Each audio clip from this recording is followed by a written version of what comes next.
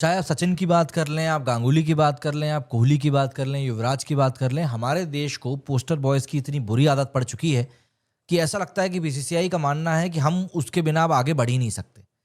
नमस्कार दोस्तों, और आज हम बात करने वाले हैं भारतीय क्रिकेट की एक ऐसी ही कंट्रोवर्सी पर, जहां पर एक खिलाड़ी को पोस्टर बॉय बनाने की इतनी ज़्यादा कोशिशें की जा रही हैं कि उसके चक्कर में टीम पूरी तरीके से बिखरती हुई नजर आ रही है।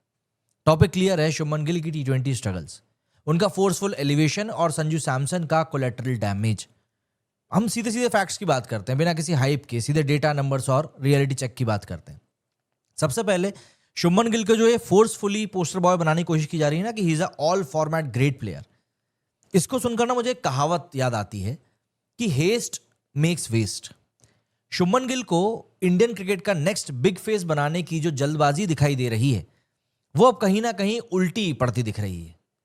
गिल की टी20 रिटर्न अगर मैं बात करूं सितंबर 2024 से, 15 इनिंग्स में बंदे ने 263 रन से स्कोर किए हैं।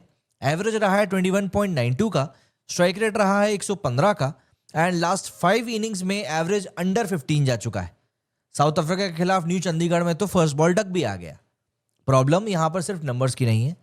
गिल ऐसा लगता ही नहीं है कि वो टी20 में कंफर्टेबल है, खास करके उस टेम्पलेट में जो टेम्पलेट आज के टाइम पर इंडियन टीम फॉलो करना चाहती है।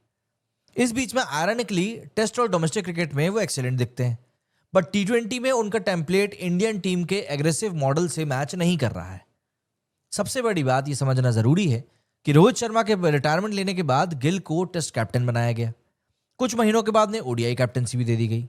टी20 में क्लियर तौर पर दिख रहा है कि सूर्या के जाते ही आप शुभमन को ही प्रमोट करोगे। तो मैसेज साफ है कि Gill is being groomed as all format successor, ठीक धोनी की तरह, ठीक कोहली की तरह, ठीक रोहित की तरह। बट क्या ये तेज तर्रार एलिवेशन के लिए गिल तैयार भी है?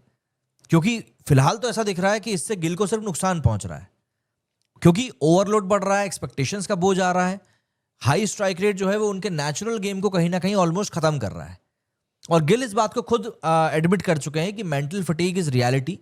कांस्टेंट ट्रैवल, कांस्टेंट रिस्पॉन्सिबिलिटी कहीं ना कहीं दिमाग खराब करती है। और इन सब चीजों के बीच में जो कोलैटरल डैमेज हो रहा है वो है संजू सैमसन का। गिल की जगह बनाने के लिए इंडिया ने क्या क्या सेक्रीफाइस किया, और उसमें जवाब सिर्फ और सिर्फ संजू सैमसन का है। अभिषेक शर्मा प्लस संजू सैमसन ने 2024 में इंडिया को सबसे एक्सप्लोसिव स्टार्ट्स दिए थे। सिर्फ 33 दिनों में संजू ने 3 टी20 हंड्रेड्स मारे थे। स्ट्राइक रेट 182 से ज्यादा का था एक ओपनर के तौर पर। बंदे के पास में उस समय रोल क्लैरिटी थी और एक्सीलेंट रिटर्न्स उसने दिए। But the moment Gill returned, Sanju को ओपनिंग से नहीं हटाया गया, बंदे को पहले नीचे भेजा गया और फिर टीम से भी बाहर निकाल दिया गया, और अब तो बेंच गर्म कर रहा है। और फाइनली अब उनकी जगह पर जितेश शर्मा खेल रहा है। समझ में नहीं आ रहा कि ये कहां का लॉजिक आ गया है। इट्स लिटरली कोलैटरल डैमेज, और सबके सामने ये चीज हो रही है और कोई कुछ कर नहीं सकता, क्योंकि कुछ लोगों को लगता है कि यही सही है।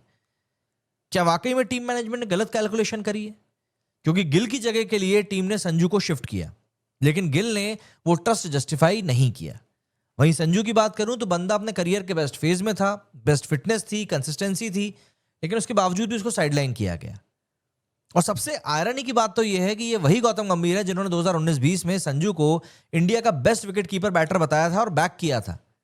पुराने ट्वीट्स में बंदा लिखता था कि Sanju should bat at number 4 in the world cup, best young batsman in the country. Irony देखिए, आज वही संजू बेंच पर है और गंभीर के अंडर में ही गिल को लगातार चांस दिए जा रहे हैं। वाकई में है ना, मजा आता है जब आप बैठ के सिर्फ बात कर रहे होते हो और जब करने की बारी आती तब चीजें पूरी बदल जाती हैं। एंड सोशल मीडिया भी यही सवाल पूछ रहा है, क्या गिल ओवरबर्डन्ड है? हाँ, कैप्टनसी 2 फॉर्मेट में है, वाइस कैप्टनसी टी20 में है, और कहीं ना कहीं पोस्टर बॉय की एक्सपेक्टेशंस के ऊपर आपको अपने आप को जस्टिफाई भी करना है। और ये सब क्रिएट किया गया है। Mental fatigue, fear of failure, zero freedom in T20 batting. Gill एक वर्ल्ड क्लास बैट्समैन है, इसमें कोई डाउट नहीं है, but forcing him in a role he is not fitting into right now is unfair to him and to the team. Bigger question ये है कि India टी20 world cup के पहले क्या कर रहा है? टीम के पास अब सिर्फ टी20 सीरीज बची है एक, वर्ल्ड कप से पहले। एंड ओपनली अब ये सवाल है कि भैया क्या गिल वाकई में ओपनिंग करने लायक ठीक है? क्या अभिषेक प्लस संजू को वापस एक एग्रेसिव पेयर के तौर पे वापस आना चाहिए? क्या गिल को नंबर 3 पर खेलना चाहिए? क्या संजू को 11 में वापस लाना चाहिए इससे पहले कि वो अपने कॉन्फिडेंस को कंप्लीटली लूज कर दे? क्योंकि अगर प्लानिंग गलत रही तो इंडिया माइट पे a heavy price on the biggest stage. Shubman Gill एक सुपरस्टार है, इसमें कोई शक नहीं है, लेकिन पोस्टर बॉय बनाने की जल्दी में बंदे की पूरी क्रिकेटिंग जर्नी को खराब किया जा रहा है। एंड संजू सैमसन को तो ऑलमोस्ट खत्म ही कर दिया गया है। क्रिकेट सिर्फ नैरेटिव के लिए नहीं है, cricket is about rules, fit, form and fairness. अब सवाल सिर्फ एक है कि इंडिया का फ्यूचर गिल के अराउंड बिल्ड हो रहा है, पर क्या गिल अभी उस रोल के लिए रेडी है? और अगर नहीं, तो फिर संजू सैमसन को उसकी कीमत क्यों चुकानी पड़ रही है?